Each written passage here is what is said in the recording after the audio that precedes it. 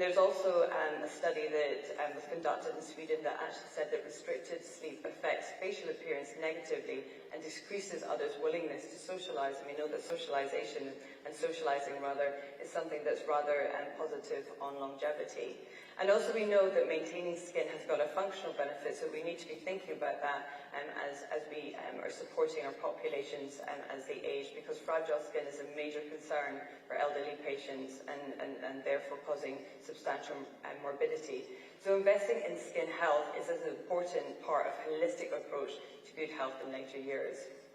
So just to touch upon regenerative medicine, so there's so many, and Tatiana presented a really eloquent overview of all the different elements of regenerative medicine. There was a really interesting piece of work done by the Brabium Institute in Cambridge, and that was published back in 2022, and it hit the headlines because there was a very exciting potential new opportunity in how we can potentially be thinking about future treatment options, not only for skin but other tissues. And really, what the headline itself actually said that they took cells from a 53-year-old woman and were able to rejuvenate that down to more closely aligned with a 23-year-old woman. And we know that at the cellular level, aging is associated with reduced function, altered gene expression, and a perturbed epigenome. And we think that actually the epigenome can be rejuvenated by cell reprogramming. It's certainly been shown in preclinical models, and Yamanaki actually got a Nobel Prize being able to demonstrate this. But the team here in Cambridge brought through a novel transient phase reprogramming. And so basically they expose the cells selectively expressing reprogramming factors until the rejuvenation point, and then withdraws them. So instead of the induced pluripotent stem cell reprogramming method, which pushes it all the way back to the embryonic stage, they actually remove the reprogramming factors at the rejuvenation phase. And what they found that when they applied this to human dermal fibroblasts, the from middle-aged donors, the cells temporarily lost and then reacquired the fibroblast identity. So they actually reacquired the fibroblast morphology, and not only that, they actually looked at multiple cellular attributes, and they measured the DNA methylation, they measured the epigenetics, and they also applied a novel transcriptomic bioclock to be able to measure that, and all of them converged to show that there was a significant evidence of rejuvenation. So this is very exciting. This shows that there are maybe potentials to apply this to skin biology, and they're also very excited about how this could be applied to neurons. But of course, this is limited at the moment. This hasn't been translated into in vivo studies, nor obviously into the clinical trials, but there's certainly potential here. So when we're looking at longevity medicine, we're looking at aging science, technology is going to be really key, and this is where we'll be seeing the application of AI, and that will be incredibly important as we're looking at effective biomarkers to be able to measure the impact on aging as a system. We'll use multiple data types, looking at DNA methylation, gene expression, microbiome, and imaging technology. And what we will eventually move towards is having real-time tracking parameters so that we as people can actually make those decisions to take those interventions and actually take a proactive role in health. And that really is looking at how we can continue to push for a healthier and demographic as we grow older. And how does this translate? This really does demonstrate that we will be able to move away from just treating the signs and symptoms of aging and actually be looking at the root cause of aging. We'll move towards a more personalized approach, and we will also be looking at how we can continue to look at biomarker identification through genetic profiling and epigenetic profiling.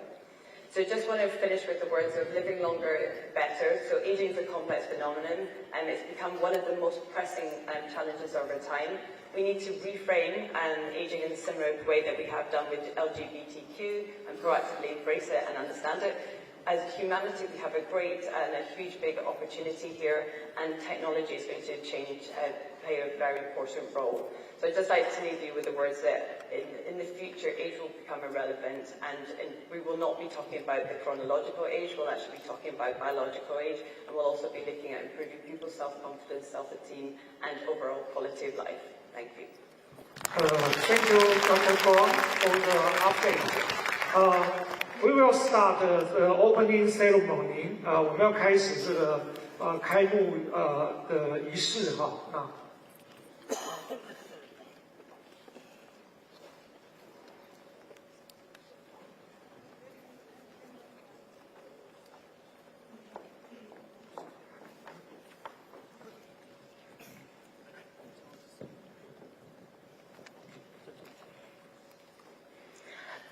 representing the AMWC Asia TDAC. We'll highly appreciate you. Please applause to welcome her Honorable Vice President B. King Shao for her attendance to our meeting.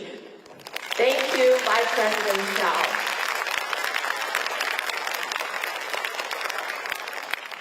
Thank you. Please be seated.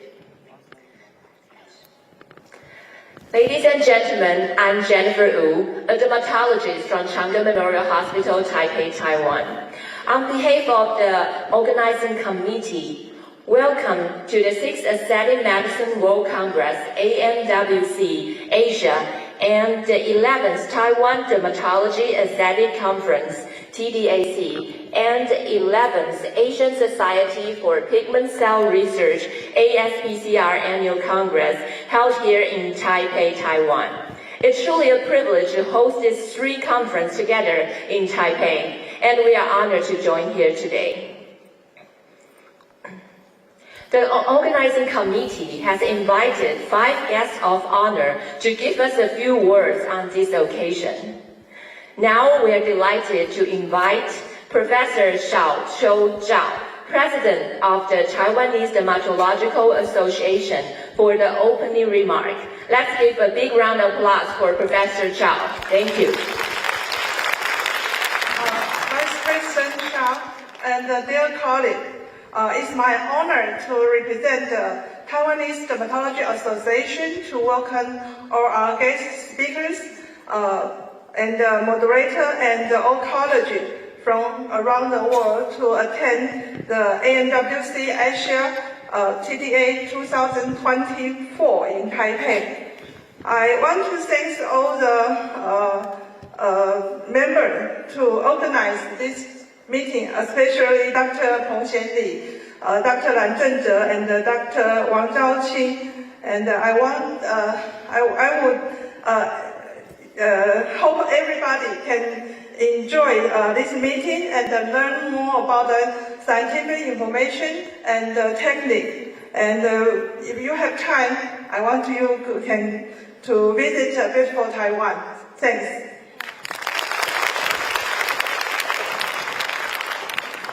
Thank you, Professor Zhao. Now we invite Dr. Xianli Peter Pan, President of Taiwan Society for Dermatological and Aesthetic Surgery, TSDAS. Let's give a big hand to Dr. Pan. Thank you, Dr. Pan. Thank you for the kind introduction. I'd like to welcome all of you, Vice President Xiao and our President Zhao and President Lan and Director of the MWC, and all the distinguished speakers and the moderators and the participation physicians. We have more than 600 doctors from overseas to join this meeting. Without all the organizers, speakers, moderators, we cannot have a successful meeting. So thank you very much. I hope you, like me, enjoy this meeting. I learned a lot from this plenary session. I hope you enjoy the meeting and take time to sightsee in Taiwan and to enjoy the food here. So let's welcome again. Thank you again for all of you. Thank you very much. Thank you, Dr. Pan. Now we invite Professor Eric Chen Line, President of Asian Society for Pigment Cell Research, ASPCR. Let's give a big applause to Professor Lan, please. Vice President Xiao, President Zhao, President Peng, dear colleagues, and ladies and gentlemen. The world is moving at a very fast pace, and it is important that we share our knowledge and with each other, not only from our neighbors, but also from the entire international community. And this meeting, organized by TDA, AMWC, and ASPCR, it's a very nice presentation of this concept. I believe in this meeting, we all have established new friendships and strengthened the collaborations around the world. Working together, we will be able to provide better skin health to our societies. Thank you very much. Thank you, Professor Lim. Now we invite Mr. Chris Luino, Managing Director of AMWC. Another round of applause for Mr. Luino, please.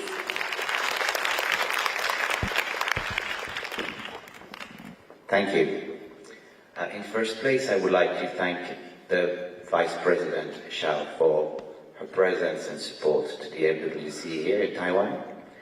Also, very important, it's 8 years that we met in first place with the members of the TDA and TADS, and could finally build this very successful Congress. I want to thank them for their friendship, for the quality of the science they bring to this international Congress, and as well, I would like to thank all the participants, the industry, and of course the speakers for their contribution to make AMWC a very successful Congress in Taiwan. Finally, thank you to both the very hard workers, the team from the TDA and TDAS, and the MWC team for putting together this fantastic event. It's the second largest MWC in the world, and it's in Taiwan. Thank you very much. Congratulations to all. Thank you, Mr. Luino. Now, I'll take great pleasure representing the organizing committee of AMWC TDAC to invite her Honorable Vice President Mi-Qing Shao an opening remark to this conference. Please, Vice President Shao.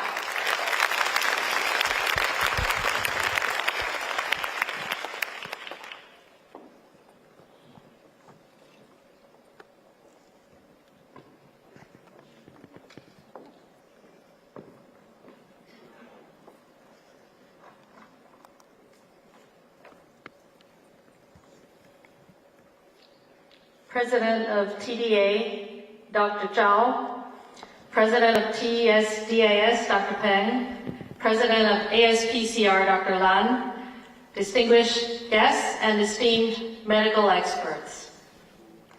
Good morning, and thank you to the Taiwanese Dermatological Association for inviting me to this opening event of this forward-looking medical academic seminar.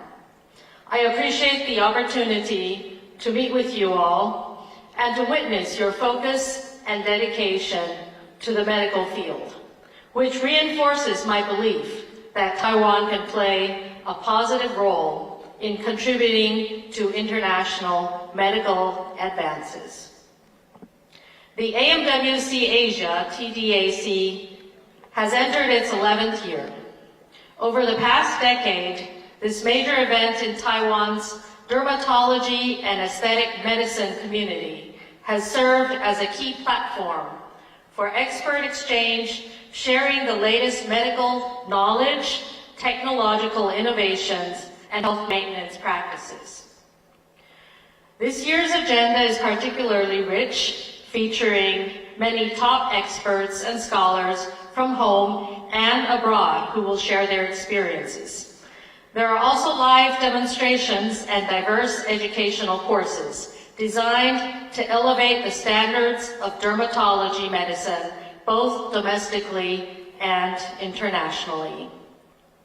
I am very much encouraged by the active and diverse participation. In addition to the Dermatological Association, the Society for Dermatological and Aesthetic Surgery, and the Asian Society of Pigment Cell Research are also present for this event. Through this symposium, experts from these communities can not only learn from each other, but also foster cross-domain cooperation and integration of medical knowledge in dermatology-related fields. This includes medical science related to skin diseases as well as skin aesthetics, anti-aging medicine, holistic care, and more. Areas of great interest for many people. Several lecture topics at this symposium have sparked new ideas and insights. Advancements in medical technology can bring more precision and higher quality medical services to everyone. Regardless of gender or age, many people care a great deal about their appearances, skin condition, and skin health. Aesthetic medicine can help in these areas, and your efforts in integrating achievements in this field of medicine, science, and aesthetics can help create a healthier world. And I really liked the words that were on the screen when I walked in the previous presentation about living longer but also better. Today, we are gathered with doctors, researchers, and practitioners of profound knowledge and extraordinary professionalism.